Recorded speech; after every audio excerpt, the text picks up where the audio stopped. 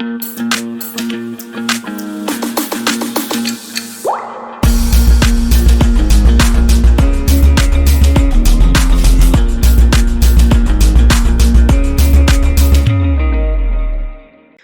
Everyone, welcome back to the layman way, जहाँ पे हम मार्च के करंट अफेयर्स को डिस्कस कर रहे हैं for UPSC CSE prelims 2022. And if you are new to the channel, do not forget to like, share, subscribe and also recommend these videos to your fellow aspirants as well, ताकि हम भी grow कर पाएँ और YouTube हमको promote कर पाए और बाकी एस्पिरेंट्स की भी हम मदद कर पाएँ. और इसके साथ ही साथ हमने मास्टर इकोनॉमिक्स एंड 7 डेज़ का फ्री कोर्स लॉन्च किया हुआ है अपनी वेबसाइट पे. सो please go hurry up and enroll for this course. Free of cost है. 80% ऑफ द क्वेश्चंस पिछली बार इसी से ही आए थे, right? So please go and check it out. आपके मैक्रो इकोनॉमिक्स के जितने कंसेप्ट्स हैं वो क्रिस्टल क्लियर हो जाएंगे इस कोर्स को करने के बाद, राइट? और हर मॉड्यूल के बाद एक क्विज़ है जो आपकी लर्निंग को टेस्ट करेगा. So that will give you an additional advantage कि आपको समझ में आया है पूरा प्रोसेस की नहीं. अगर लेक्चर समझ में आया तभी आप आगे बढ़ पाओगे, नहीं तो नहीं बढ़ पाओगे, ठीक है? तो इसको जाके चेकआउट करो. और इसके साथ ही साथ CSAT का कोर्स हमने लॉन्च किया हुआ है. जो CSAT विद PYQs का कोर्स है वो जस्ट 499 रुपीज़ का है. और जो फाउंडेशन बैच हमारा चल रहा है दैट इज़ फॉर 1999 रुपीज़. इसमें हम बहुत ही एक्सटेंसिव कवरेज कर रहे हैं. इसमें सिर्फ हम PYQs को डिस्कस कर रहे हैं और उसकी बैकग्राउंड थ्योरी को देख रहे हैं. तो अगर आपका एप्टीट्यूड थोड़ा सा बेटर है, अच्छा है, तो आप CSAT विद PYQs का कोर्स एनरोल कर सकते हैं. अगर if you are struggling with CSAT, अगर आपका एकदम ही मैथ्स वीक है, तो आप हमारे फाउंडेशन बैच में एनरोल कर सकते हैं. दोनों ही 80% डिस्काउंट पे चल रहे हैं. So hurry up, go and enroll for the course. Thank you so much. अब आगे बढ़ते हैं और आज का लेक्चर स्टार्ट करते हैं. तो आज का जो लेक्चर है that starts from white phosphorus. तो अभी जो रशिया यूक्रेन पर अटैक कर रहा है उसमें वाइट फॉस्फोरस का यूज़ किया गया, वाइट फॉस्फोरस बॉम्ब्स का यूज़ किया गया. तो वाइट फॉस्फोरस क्या होता है ये हम एक बार देख लेते हैं. तो ये कलरलेस वाइट येलो वैक्सी सॉलिड होता है ना. ये नेचुरली नहीं मिलता है ना, नेचुरली अकर नहीं करता है. इसको बनाया जाता है फॉस्फेट रॉक्स की मदद से. बहुत ही हाईली कंबस्टेबल होता है, मतलब बहुत ही कम टेम्परेचर पे इसमें आग लग जाती है ना. तो ये ऑक्सीजन के साथ बेसिकली रिएक्ट करता है और आग लगा देता है. तो इसका जो टेम्परेचर है 10 से 15 डिग्री सेल्सियस रूम टेम्परेचर पे भी इसमें आग लग जाती है ना. इसीलिए इसको एज अ बॉम्ब यूज़ करते हैं. तो क्या ये इंसेंडियरी या फिर केमिकल वेपन है? तो इंसेंडियरी का मतलब क्या होता है कि आग लगाने वाला मटेरियल. कोई भी ऐसा आग लगाने वाला मटेरियल जो होता है उसको हम बोलते हैं इंसेंडियरी. तो क्या ये इंसेंडियरी और केमिकल वेपन है? तो इसको कैटेगराइज नहीं किया गया है इन वेपन्स की कैटेगरी में. तो ये ध्यान रखना कि जो ऑर्गेनाइजेशन फॉर केमिकल वेपन्स है ना, उसने इसको आग लगाने वाला या फिर केमिकल वेपन डिक्लेयर नहीं किया है, ऐसा कैटेगराइज नहीं किया है. जो यूनाइटेड नेशंस है वो कंसिडर करता है इसको आग लगाने वाला मटेरियल, बट जो केमिकल वेपन्स की ऑर्गेनाइजेशन है उसने इसको डिक्लेयर नहीं किया है ना. तो केमिकल वेपन्स कन्वेंशन की अगर हम बात करें तो ये एक मल्टीलैटरल ट्रीटी है जो केमिकल वेपन्स को बैन करती है और and requiring their destruction within the stipulated time. मतलब अगर किसी के पास है अगर केमिकल वेपन्स तो वो उसको हटा दे, मतलब डिस्ट्रॉय कर दे. तो ये केमिकल वेपन्स कन्वेंशन बोलता है. ये आया कब था केमिकल वेपन्स कन्वेंशन? 1997 में. तो ये आपको याद रखना ये कब आया था? ये आया था 1997 में, है ना. ये मैंडेटरी कर देता है कि आप जो पुराने और अबेंडेंट केमिकल वेपन्स हैं, है ना, उनको आप हटाइए, है ना. तो जो इतने भी केमिकल वेपन्स हैं उसको हटाने की ये बात करता है. इंडिया ने इस ट्रीटी को साइन किया था 1993 में, है ना. तो ये ध्यान रखना कब साइन किया था इसने. India sign the treaty in 1993. The chemical weapons convention act 2000 was pass to implement the chemical weapons convention. ठीक है, तो ये आपको याद रखना है ना. उसके बाद आगे बढ़ते हैं और सप्लीमेंट्री डिमांड फॉर ग्रांट्स के बारे में बात करते हैं ना. तो सप्लीमेंट्री डिमांड्स फॉर ग्रांट, है ना. तो हमको पता है डिमांड फॉर ग्रांट क्या होता है. जब बजट आता है तो डिमांड फॉर ग्रांट आती है ना. हर मिनिस्ट्री की डिमांड आती है कि हमको इतना इतना पैसा चाहिए अपने कामकाज करने के लिए, है ना. तो डिमांड फॉर ग्रांट वो होता है ना. डिमांड ऑफ ग्रांट लोकसभा में इंट्रोड्यूस होती है, उसी में वोटिंग होती है, ये आपको पता होगा. तो इसमें क्या होता है कि पैसा लेने के लिए जो बजट का एलोकेशन होता है उससे पैसा लेने के लिए हर डिपार्टमेंट अपना डिमांड फॉर ग्रांट देता है कि भाई हमको इतना पैसा चाहिए, हमको इतना पैसा चाहिए, हमको अपनी स्कीम के लिए इतना चाहिए, हमको इतना चाहिए. तो फिर उस डिमांड की स्क्रूटनी होती है, कमेटी होती है, वो स्क्रूटनाइज करती है और उसके बाद वो डिमांड रिलीज़ होती है. अब सप्लीमेंट्री का क्या मतलब हुआ कि हमने एक बार तो दे दिया, है ना. हमने आपको जो आपने मांगा था हमने आपको दे दिया. अब क्या हो रहा है, अब आपका जो पैसा है वो ख़त्म हो गया, मतलब जो आपने एस्टिमेट किया था उससे ज़्यादा खर्चा हो रहा है ना. तो क्या करोगे आप? तो कौन सी डिमांड फॉर ग्रांट चाहिए? तो सप्लीमेंट्री डिमांड फॉर ग्रांट मिलती है. सप्लीमेंट्री मतलब कि सप्लीमेंट करता है, जो इनिशियली मिल गया आपको उसके अलावा फिर आपको एक सप्लीमेंट्री ग्रांट मिलती है ना. सप्लीमेंट्री ग्रांट मिलती है जिससे आप क्या करते हो, जिससे आप जो आपकी स्कीम है जिसमें ज़्यादा खर्चा हो गया उसको आप ऑफसेट करते हो इससे, है ना.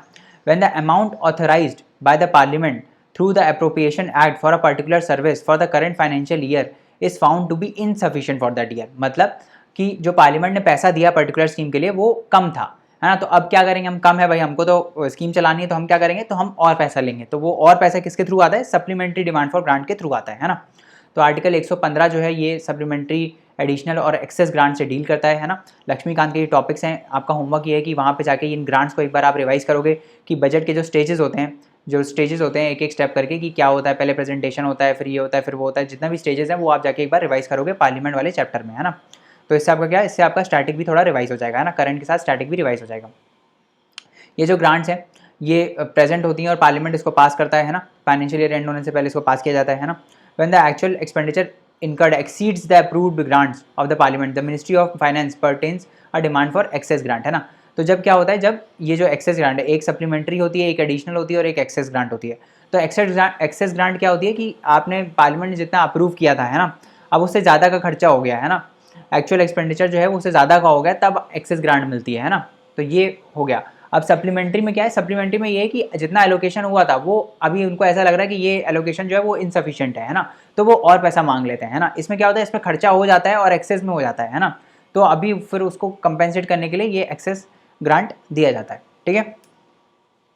Demand for excess grant is made after the actual expenditure is incurred. तो ये इंपॉर्टेंट चीज़ है कि एक्सपेंडिचर हो चुका है ना, एक्सपेंडिचर हो चुका है और एक्सपेंडिचर ज़्यादा हो गया है, तब मिलती है एक्सेस ग्रांट, ठीक है। एक्सपेंडिचर हो गया है और ज़्यादा हो गया है ना।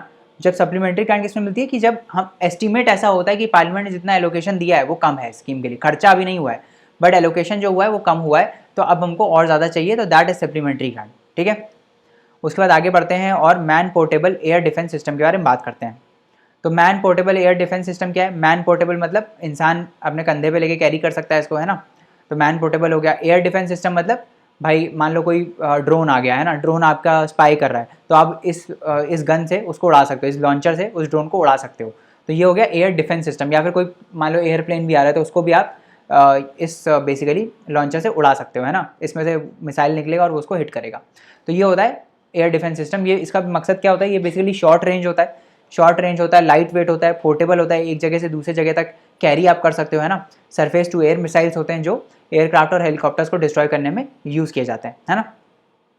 They are often described as shoulder fired anti aircraft missiles, है ना। तो शोल्डर पे रख के इसको चलाया जाता है, कंधे पे रखकर बंदूक चलाई जाती है ना, तो इसीलिए इसको बोलते हैं shoulder fired anti aircraft missiles, ठीक है। इसके बाद क्या है कि they can be shoulder fired bye individuals और स्मॉल ग्रुप्स और can be launch from a top, कोई ग्राउंड व्हीकल से भी आप इसको लॉन्च कर सकते हो, कंधे से भी लॉन्च कर सकते हो, है ना। ट्राईपॉड स्टैंड लगा के आपने देखा होगा, जैसे ट्राईपॉड स्टैंड ऐसे ऐसे टाइप का है ना, यहाँ पे एक लॉन्चर लगा रहता है, तो यहाँ से भी इसको आप लॉन्च कर सकते हो, है ना, इस टाइप से भी कर सकते हो। तो मतलब पोर्टेबल है ना, हेलीकॉप्टर से कर सकते हो, बोट से कर सकते हो, इन सब जगहों से आप इसको लॉन्च कर सकते हो, ठीक है, समझ में आ रहा है। उसके बाद वेइंग बिटवीन, इसका वेट कितना होता है, 10 से 20 kg का इसका वेट होता है, 1.8 मीटर से ज़्यादा बड़ा नहीं होता है ना। MANPADS have a maximum range of 8 kilometres and can engage targets at altitudes of 4.5 kilometre. तो साढ़े चार किलोमीटर तक के जो टारगेट्स हैं उस पर ये इंगेज कर सकता है ना। 8 किलोमीटर का इसका मैक्सिमम रेंज है ना। तो ये सब ये चीज़ें कर सकता है ना। स्वीडन मेक्स, एक मिनट, स्वीडन जो है वो ये वाले मैन पोर्टेबल सिस्टम बनाता है। कौन कौन से, RBS 17 मैन पैड सीरीज़ है। जो चाइना का वर्जन है वो क्या है, FN6। तो ये अगर आ जाए न्यूज़ में कि भाई RBS 70 and FN6 relate to which of the following, है ना, तो नीचे लिखा होगा these are aircraft, these are helicopters, these are man portable air defence system. तो क्या आंसर क्या हो जाएगा, man portable air defence systems. तो ये RBS 70 और ये FN6 है, ये क्या है, ये man portable air defence systems है ना। तो ये आपको याद रखना है, ऐसे क्वेश्चन पूछते हैं, है ना। चलो अभी आगे बढ़ते हैं और PM FME स्कीम के बारे में बात करते हैं। तो FME क्या है, PM तो पता है आपको, प्राइम मिनिस्टर है। FME क्या है, फूड एंड माइक्रो एंटरप्राइजेस, है ना, micro food processing enterprises basically. तो ये क्या करेगी ये स्कीम, ये फाइनेंशियल, टेक्निकल और बिजनेस सपोर्ट प्रोवाइड करेगी, किसके लिए, अपग्रेड करने के लिए। किनको अपग्रेड करना है हमको, माइक्रो फूड प्रोसेसिंग एंटरप्राइजेस को। तो जितने भी माइक्रो फूड प्रोसेसिंग एंटरप्राइजेस हैं उसको अपग्रेड करने के लिए, फाइनेंशियली, टेक्निकली और बिजनेस सपोर्ट देने के लिए ये स्कीम आई है ना। इसमें हम क्या करेंगे, FPO जो हैं, जो फार्मर प्रोड्यूसर ऑर्गेनाइजेशंस हैं, जो सेल्फ हेल्प ग्रुप्स हैं, जो प्रोड्यूसर कोऑपरेटिव्स हैं, उनको हम मदद करेंगे कि उनके हम जो इंटरप्राइजेज हैं, processing enterprises, micro food processing enterprises, उसको हम अपग्रेड करें। तो ये क्या है, ये एक सेंट्रली स्पॉन्सर्ड स्कीम है। सेंट्रली स्पॉन्सर्ड स्कीम का मतलब क्या है कि भाई सरकार भी पैसा दे रही है और साथ में स्टेट भी अपना पैसा लगा रहा है, तो डिवाइडेड है ना। स्कीम को लॉन्च किया गया था as a part of Aatmanirbhar Bharat अभियान, है ना। तो ये आपको याद रखना है कि it was launch as a part of Aatmanirbhar Bharat अभियान, है ना। जो स्कीम का इम्प्लीमेंटेशन पीरियड है वो 5 साल का है, 2020-21 से लेकर 2024-25 तक है। आउटले कितना है? 10,000 करोड़ का। तो आउटले इसमें 10,000 करोड़ का है ना। जो स्कीम है वो 5 साल तक का इसका ड्यूरेशन है। इसमें 2 लाख जो माइक्रो फूड प्रोसेसिंग इंटरप्राइजेज हैं उनको डायरेक्ट फाइनेंशियल असिस्टेंस दिया जाएगा सब्सिडी के फॉर्म में, है ना। सीड कैपिटल मिलेगा 40,000 रुपये का पर SHG मेंबर। तो हर एक सेल्फ हेल्प ग्रुप मेंबर को 40,000 रुपये का ग्रांट मतलब सीड कैपिटल दिया जाएगा कि वो इसको बढ़ाएं, अपने फूड प्रोसेसिंग इंटरप्राइजेस को बढ़ाएं, है ना। तो ये इसमें है ना। 35% तक इसमें सब्सिडी मिलेगी, बस यही सब है। सब्सिडी बेसिकली मिल रही है, पैसा दिया जा रहा है, ग्रांट दिया जा रहा है ना, ताकि फूड प्रोसेसिंग इंटरप्राइजेस को हम आगे बढ़ा पाएँ, है ना। इसका बैंक कौन है? यूनियन बैंक है। यूनियन बैंक ऑफ इंडिया इसका नोडल इम्प्लीमेंटेशन पार्टनर है। तो ये ध्यान रखना कि यूनियन बैंक ऑफ इंडिया इसका नोडल इम्प्लीमेंटेशन एजेंसी है या पार्टनर है, ठीक है। Scheme adopts the one district one product approach to reap the benefits of scale in terms of procurement of inputs, availing common services and marketing of the products. तो हर एक district से हम क्या करेंगे? वन डिस्ट्रिक्ट से हम क्या करेंगे? एक प्रोडक्ट को बढ़ावा देंगे, है ना। जो उस पर्टिकुलर डिस्ट्रिक्ट का जो ऐसे होता है ना फ्लैगशिप प्रोडक्ट होगा, उसको हम बढ़ावा देंगे और वहाँ उस पर्टिकुलर एरिया से वही प्रोडक्ट एक्सपोर्ट होगा, है ना। एक्सपोर्ट हो सकता है मतलब बाकी स्टेट्स में जाएगा, इस टाइप से वन डिस्ट्रिक्ट वन प्रोडक्ट का कंसेप्ट है कि हम एक डिस्ट्रिक्ट को एक पर्टिकुलर प्रोडक्ट के लिए वो जाना चाहे, है ना। ये कंसेप्ट है इसका। उसके बाद आगे बढ़ते हैं और new micro finance lending norms के बारे में बात करते हैं जो RBI ने अभी रिलीज़ किए हैं। तो जितनी भी एंटिटीज़ हैं including banks, NBFCs, non banking financial companies, है ना, माइक्रो फाइनेंस इंस्टीट्यूशंस, ये सारे सेम रेगुलेशन के अंडर आते हैं RBI के, है ना। अभी इसमें न्यू फाइनेंसिंग जो लेंडिंग नॉर्म्स हैं इनमें इन सब को सेम रेगुलेशंस पे रखा गया है, मतलब सबको सेम रेगुलेशंस फॉलो करने पड़ेंगे, है ना। तो हम पहले बात कर लेते हैं कि माइक्रो फाइनेंस जो लोन होते हैं वो क्या होते हैं। तो ऐसे लोन जो भी 1 लाख से कम होता है ना, माइक्रो फाइनेंस मतलब छोटे छोटे अमाउंट में फाइनेंस, छोटा अमाउंट। तो 1 लाख से जितने भी अंदर में लोन लिए जाते हैं ना वो होते हैं माइक्रो फाइनेंस लोन्स, है ना। इनको RBI बोलता है कोलैटरल फ्री लोन, मतलब आपको कुछ गिरवी नहीं रखना है ना। जैसे अभी आप लोन लेने जाओगे तो आपको कुछ गिरवी रखना पड़ता है, आपको अपना घर गिरवी रखना पड़ेगा या आपको अपना सोना गिरवी रखना पड़ेगा, है ना। तो अभी इसमें क्या है, इसमें कुछ चीज़ गिरवी नहीं रखनी है ना। तो इसको बोलते हैं micro finance loan. A microfinance loan is defined by the RBI as a collateral free loan granted to a household with an annual household income of up to rupees 3 lakh. तो ये जो 3 लाख की लिमिट है ना वो अभी की गई है नए रेगुलेशंस में, जो नए लेंडिंग नॉर्म्स हैं उसमें 3 लाख की लिमिट की गई है, पहले अलग थी ये, ठीक है। तो अगर माइक्रो फाइनेंस लोन की डेफिनेशन आ जाए तो क्या है ये डेफिनेशन कि RBI कैसे डिफाइन करता है? RBI ऐसे कोलैटरल फ्री लोन को माइक्रो फाइनेंस लोन बोलता है जो उन हाउस होल्ड्स को ग्रांट किए जाते हैं जिनकी एनुअल इनकम 3 लाख रुपए से कम है ना। A collateral free loan offered to a low income household regardless the end use and mode of application processing disbursal are considered microfinance loan। तो इसमें ये मैटर नहीं करता है कि कौन सा आप किस लिए वो लोन ले रहे हो, है ना। हाँ, हो सकता है आप कार के लिए ले रहे हो या फिर आप घर बनाने के लिए ले रहे हो या फिर आप कोई अपना इंटरप्राइज चालू करने के लिए कर रहे हो, है ना। तो इन सब में क्या है, इन सब में बेसिकली ये नहीं देखा जाता है कि किस पर्टिकुलर मेथड के लिए वो है, किस पर्टिकुलर चीज़ के लिए वो लोन लिया जा रहा है, बस दे दिया जाता है ना। और उन हाउस होल्ड की इनकम कितनी होनी चाहिए? 3 लाख रुपए से कम होनी चाहिए, है ना। तो उन्हीं को ये माइक्रो फाइनेंस लोन मिलता है, मतलब उसको डिफाइन करता है। ऐसे लोन्स को ही हम माइक्रो फाइनेंस लोन बोलते हैं जो उन हाउस होल्ड को दिए जाते हैं जिनकी जो हाउस होल्ड इनकम है वो 3 लाख रुपए से क्या है, कम है ना, 3 लाख रुपए से कम है। अब माइक्रो फाइनेंस की अगर हम बात करें तो micro finance is a form of financial service which provide small loans, है ना। तो छोटे छोटे लोन्स देता है and other financial services to poor and low income households. तो जो गरीब और लो इनकम हाउस होल्ड्स हैं उनको ये माइक्रो फाइनेंस की फैसिलिटी मिलती है ना। Micro finance institutions are financial companies that provide small loans to people who do not have access to banking facilities. तो ऐसे माइक्रो फाइनेंशियल जो इंस्टीट्यूशंस होते हैं जिनको बैंकिंग बेसिकली वो लोग जिनका बैंक्स पे एक्सेस नहीं हो पाता है, मतलब वो उनके मान लो कोई एरिया में बैंक नहीं है या उनको बहुत दूर तक जाना पड़ रहा है बैंकिंग फैसिलिटीज़ लेने, उनके लिए माइक्रो फाइनेंसिंग इंस्टीट्यूशन होते हैं, है ना। तो स्मॉल लोन की जो डेफिनेशन है वो वही है कि 1 लाख रुपए से जितने भी कम के लोन होते हैं उनको हम बोलते हैं स्मॉल लोन्स, है ना। इंडिया में उसको ही कंसिडर किया जाता है। तो कौन कौन देता है ये माइक्रो फाइनेंस, कौन कौन फैसिलिटी प्रोवाइड करता है माइक्रो फाइनेंस की? तो शेड्यूल कमर्शियल बैंक्स हो गए, रीजनल रूरल बैंक्स हो गए, माइक्रो फाइनेंशियल इंस्टीट्यूशंस हो गए और कोऑपरेटिव बैंक्स हो गए। ये सारे ही लोग जो है माइक्रो फाइनेंस की फैसिलिटी को देते हैं और बाकी लोग इससे अवेल कर सकते हैं, है ना। समझ में आ रहा है?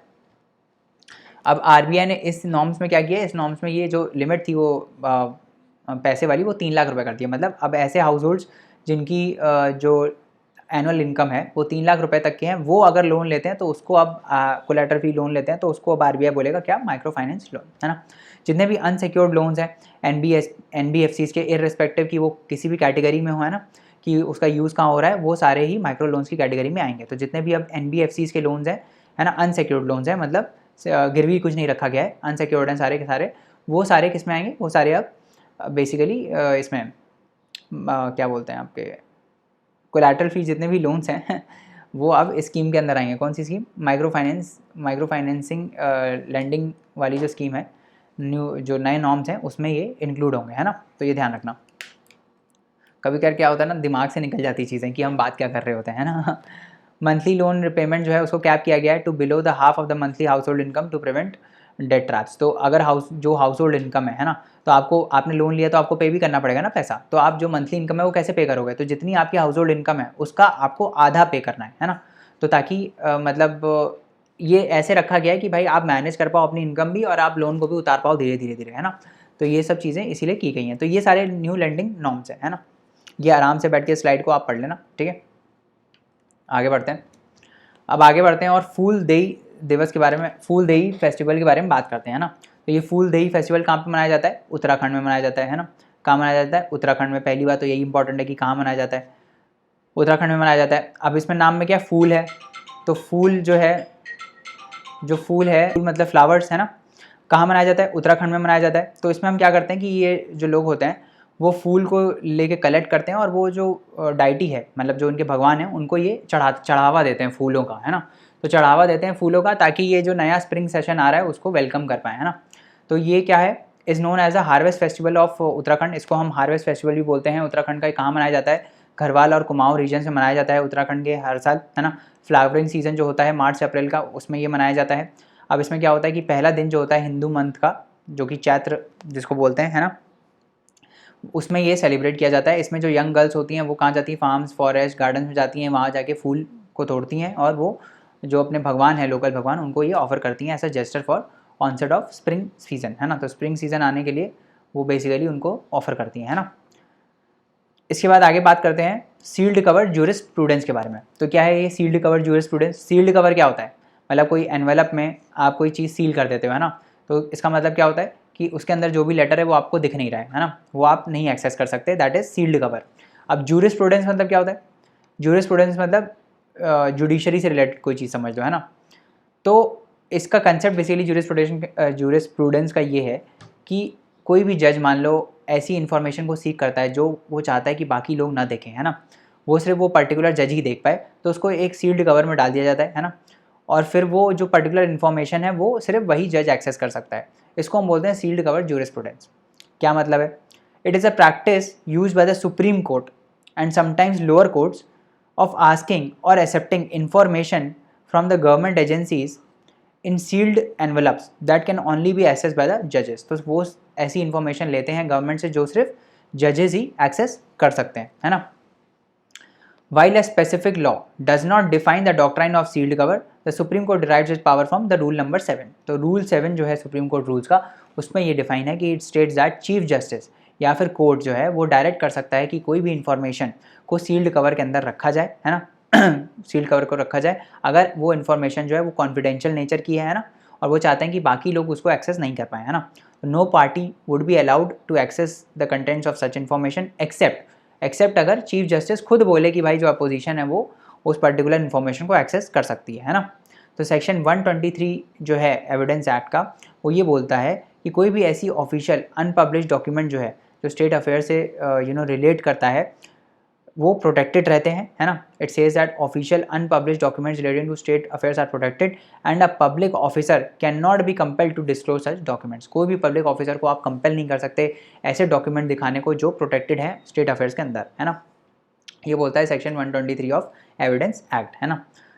अभी रिसेंट में सुप्रीम कोर्ट ने क्या बोला है इससे रिलेटेड? सुप्रीम कोर्ट ने बोला है कि Supreme Court was critical about how the government and its agencies file reports in sealed envelopes directly in court without sharing the contents with the opposition party। तो बस इस पर कुछ टिप्पणी उन्होंने की है कि भाई ये लोग जो है सील्ड गवर्नमेंट इन्फॉर्मेशन दे देते हैं, है ना, तो अपोजिशन पार्टी उसको एक्सेस नहीं कर पाती है। बस यही सब बोला है ना, कोई मतलब नहीं है। आपको मतलब था ये समझना कि सील्ड कवर्ड ज्यूरिस्प्रूडेंस होता क्या है, कंसेप्ट क्या है, वो इंपॉर्टेंट है रादर देन न्यूज़, है ना। आगे बढ़ते हैं और गैंगेटिक डॉल्फिन के बारे में बात करते हैं। तो गैंगेटिक डॉल्फिन का हैबिटेट कहाँ पर है? ये आता है गंगा, ब्रह्मपुत्र, मेघना, है ना। यहाँ पे आपको मिल जाएगी करन, फुली, सांगू रिवर सिस्टम्स जो है नेपाल, इंडिया और बांग्लादेश के, वहाँ आपको गैंगेटिक डॉल्फिन मिल जाएगी। जो गैंगेस रिवर डॉल्फिन है ये सिर्फ फ्रेश वाटर में ही रहती है ना, और ये इसकी आँख नहीं होती है, ब्लाइंड रहती है ना।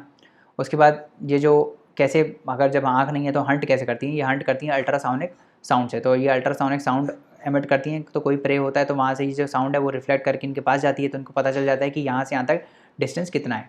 तो अगर आपने साइंस पढ़ी हो तो उसमें एक टेक्निक होती है सोनार की, है ना। तो सोनार में भी हम यही करते हैं। सोनार में हम क्या करते हैं कि शिप जो होती है वो सिग्नल भेजती है ना, फिर नीचे से वो रिफ्लेक्ट होकर ऊपर आता है और ये डिटेक्ट होता है साउंड का सिग्नल, है ना। तो फिर ये डिटरमाइन हम करते हैं कि कितना डिस्टेंस है और कहाँ पर है ये सब। वैसे ही ये डॉल्फिन्स भी करती हैं, है ना।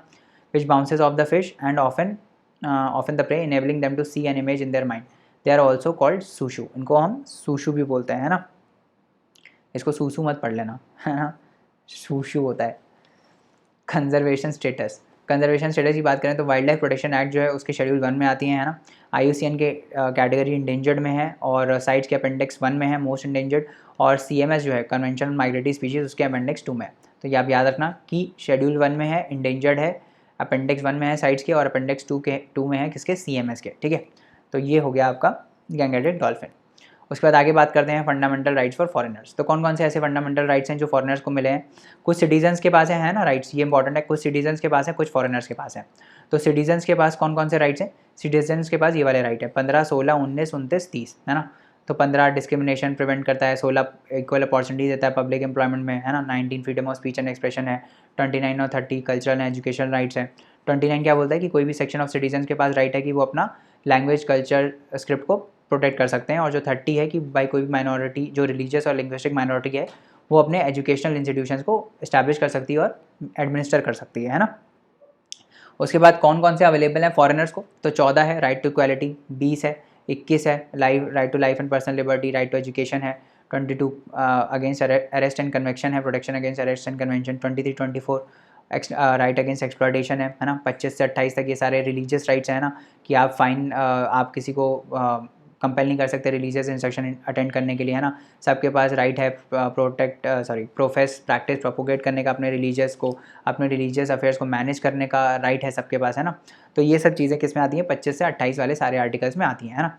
तो फंडामेंटल राइट्स को आपको जाके रिवाइज करना है, अच्छा मौका है कि आप फंडामेंटल राइट्स को रिवाइज करिए, बहुत ही ज़्यादा इंपॉर्टेंट टॉपिक है और बहुत ही फ्रीक्वेंटली पूछा भी जाता है ना। तो जो फंडामेंटल राइट्स हैं ये हमारे पॉलिटिकल डेमोक्रेसी के आइडिया को प्रमोट करते हैं। तो ये आप याद रखना, ये आर्बिटरी रूल जो होता है स्टेट का उससे बचाते हैं हमको, है ना।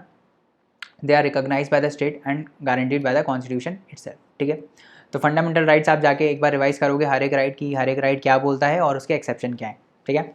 चलो अभी आगे बढ़ते हैं इसमें। प्रधानमंत्री किसान संपदा योजना के बारे में बात करते हैं। तो प्रधानमंत्री किसान संपदा योजना क्या है, इसमें हम क्या करेंगे, इसमें हम बेसिकली एग्रीकल्चर को मॉडर्नाइज़ करेंगे, सप्लीमेंट करेंगे, उसके प्रोसेसिंग को मॉडर्नाइज़ करेंगे और जितनी भी ऐसे एग्रीकल्चर वेस्ट है उसको हम डिक्रीज़ करने की कोशिश करेंगे। तो ये एक सेंट्रल सेक्टर स्कीम है, मतलब इसमें सारा पैसा जो है वो सरकार देगी, सेंट्रल गवर्नमेंट देगी, है ना। तो इसका फुल फॉर्म अगर हम संपदा का फुल फॉर्म की अगर हम बात करें तो it is scheme for agro marine processing and development of agro processing clusters. तो एग्रो प्रोसेसिंग क्लस्टर्स को बढ़ावा देने के लिए, बढ़ाने के लिए, उनका डेवलपमेंट करने के लिए ये PM किसान संपदा स्कीम है ना। तो ये एक अम्ब्रेला स्कीम है, ठीक है, जिसमें बहुत सारी अलग अलग स्कीम्स हम नीचे पढ़ेंगे कौन कौन सी स्कीम है। तो ये बस यही है, इस स्कीम के अंदर बहुत सारी अलग अलग स्कीम है ना। It is a comprehensive package that will result in the creation of modern infrastructure with efficient supply chain management from farm gate to retail outlet, है ना। तो इसमें हम इंफ्रास्ट्रक्चर को बढ़ाएंगे ताकि हम उसको मॉडर्नाइज कर पाएँ, है ना। सप्लाई चेन मैनेजमेंट को हम एफिशिएंट कर पाएँ, है ना। तो ये सब चीज़ें इसमें हैं, ठीक है। उसके बाद इसके अंदर हम स्कीम्स की बात करते हैं, कौन कौन सी स्कीम्स हैं ना। तो कौन कौन सी स्कीम्स हैं इसके अंदर, तो इसके अंदर पहली आती है मेगा फूड पार्क। तो मेगा फूड पार्क में हम जैसे मेगा फूड पार्क, पार्क का मतलब क्या है, पार्क मतलब बड़ा सा चीज़ होता है जहाँ पब्लिक आती है। मेगा मतलब बहुत बड़ा होगा, फूड का होगा मतलब फूड प्रोसेसिंग का पूरा पार्क होगा, है ना। तो फूड प्रोसेसिंग कैपेसिटी को हम बनाएंगे ऐसे बड़े बड़े पार्क्स बना के, फूड प्रोसेसिंग पार्क्स बना के, है ना। जैसे अगर आप न्यूज़ पढ़ते होगे तो एक बल्क ड्रग पार्क आया था बीच में ना, बल्क ड्रग पार्क। तो उसमें हम क्या करेंगे, यहाँ पे हम प्लग एंड प्ले टाइप की हम फैसिलिटी देंगे कि भाई जो ड्रग मैन्युफैक्चरर्स हैं वो इन पर्टिकुलर क्लस्टर में, जो ड्रग क्लस्टर्स हैं वहाँ पे जाके ऐसे बड़े बड़े पार्क्स में अपना इस्टेब्लिशमेंट करें, है ना, प्रोडक्शन यूनिट का। तो वैसे ही यहाँ पे भी है कि ये ऐसे पार्क्स में फूड प्रोसेसिंग यूनिट्स का बेसिकली एक्सपेंशन होगा, क्रिएशन होगा, ठीक है। इसका मकसद क्या है कि भाई हम प्रोसेसिंग और जो प्रिजर्वेशन कैपेसिटीज़ हैं, कोल्ड स्टोरेज वगैरह हो गया, इन सबको हम मॉडर्नाइज़ करेंगे, इसको हम एक्सपैंड करेंगे, है ना, with existing food processing units, ठीक है। उसके बाद दूसरा स्कीम क्या आता है, दूसरा इसके अंदर है setting up upgradation of quality control food testing laboratories. तो जो जो उपज हुई उसको हम टेस्ट भी तो करेंगे कि स्टैंडर्ड्स को मीट कर रहा है कि नहीं कर रहा है, इसमें पेस्टिसाइड इतना है, कितना है, ज़्यादा है, कम है। तो ये सारा जो क्वालिटी कंट्रोल होता है उसके लिए अलग एक स्कीम है जो है setting up and upgradation of quality control food testing laboratories. तो इसमें हम क्या करेंगे, ऐसी लेबॉरेटरीज बनाएंगे जो ISO सर्टिफाइड हो, है ना, जो जो जितने भी नेशनल इंटरनेशनल स्टैंडर्ड्स हैं उससे सर्टिफाइड हम क्वालिटी मैनेजमेंट सिस्टम्स को बनाएंगे, ठीक है। उसके बाद अगला आता है infrastructure for agro processing clusters. तो infrastructure for agro processing clusters simple है, इंफ्रास्ट्रक्चर को हम बिल्ड करेंगे ना, मॉडर्न इंफ्रास्ट्रक्चर बनाएंगे, कॉमन फैसिलिटीज़ देंगे ताकि एंटरप्रेन्योर्स जो हैं वो इस सेक्टर में आएँ और फूड प्रोसेसिंग यूनिट्स के सेक्टर में आएँ और उसको बड़ा करें। एक क्लस्टर बनाएंगे बेसिकली जहाँ पे ऐसे एंटरप्रेन्योर्स जो फूड प्रोसेसिंग सेक्टर में काम करना चाह रहे हैं या फिर काम करते हैं वो वहाँ पे आके अपना जो यूनिट है वो इस्टेब्लिश कर पाएँ, है ना। उसके बाद दूसरा क्या है, scheme for creation of backward and forward linkages. इसमें क्या करेंगे हम, जो प्राइमरी प्रोसेसिंग क्लस्टर्स हैं, है ना, उनको हम सेट करेंगे, उनको हम सेटअप करेंगे, है ना। जो प्राइमरी प्रोसेसिंग सेंटर्स हैं, कलेक्शन सेंटर्स हैं, उनको हम सेटअप करेंगे फार्म गेट पे, ताकि जो किसान है उसकी जो फार्म की उपज है वो एक पर्टिकुलर सेंटर पे आके वो सेल कर पाए वहाँ पे, है ना। तो वहाँ से ही हम कलेक्शन करेंगे और फिर वहाँ से इन क्लस्टर्स में जाएगा, है ना। उसके बाद मॉडर्न रिटेल आउटलेट्स होंगे फ्रंट एंड पे, है ना, ताकि कनेक्टिविटी को इंश्योर करा जा पाए और बेसिकली ताकि ख़राब ना हो उपज, है ना। With connectivity through insulated and refrigerated support. तो रेफ्रिजरेटेड ट्रांसपोर्ट देंगे ताकि चीज़ें जो हैं, जो ऐसी पेरिशेबल चीज़ें हैं वो लॉन्ग डिस्टेंस तक ट्रांसपोर्ट हो पाएँ, ठीक है। उसके बाद आता है ह्यूमन रिसोर्स एंड इंस्टीट्यूशंस। तो ये एक demand driven research and development होगा, है ना। तो इसमें हम क्या करेंगे, जैसे मैंने ह्यूमन रिसोर्स एंड इंस्टीट्यूशन, तो इसमें हम प्रमोशनल एक्टिविटीज़ करेंगे, रिसर्च एंड डेवलपमेंट को बढ़ावा देंगे, है ना, सेक्टर स्पेसिफिक स्किल डेवलपमेंट करेंगे। तो ये सब इसमें हम वर्कशॉप वगैरह करेंगे, सेमिनार्स करेंगे, फेयर्स एंड एग्जीबिशंस करेंगे। तो ये सब चीज़ें जो है वो हम इसमें करने वाले हैं, किसमें, ह्यूमन रिसोर्स एंड इंस्टीट्यूशंस में, ठीक है। तो ये था हमारा PMFME स्कीम के बारे में, सॉरी किसान संपदा स्कीम के बारे में, ठीक है। तो आज का लेक्चर यहाँ पे रहने देते हैं, इसके बाद हम आगे और पढ़ेंगे। मार्च के करंट अफेयर्स हम इस महीने कंप्लीट कर देंगे, करेक्ट। तो आप पढ़ते रहिए, है ना, हार्ड वर्क करते रहिए। Thank you so much. और सच कोर्सेज के लिए you can log on to www.thelaymanway.com। Please leave us a review if you think we are doing a good work and या I will see you in the next lecture. Thank you so much. ये क्या हो गया या so thank you so much. अगले lecture में मिलते हैं, तब तक के लिए bye bye, take care, work hard, study hard, bye bye.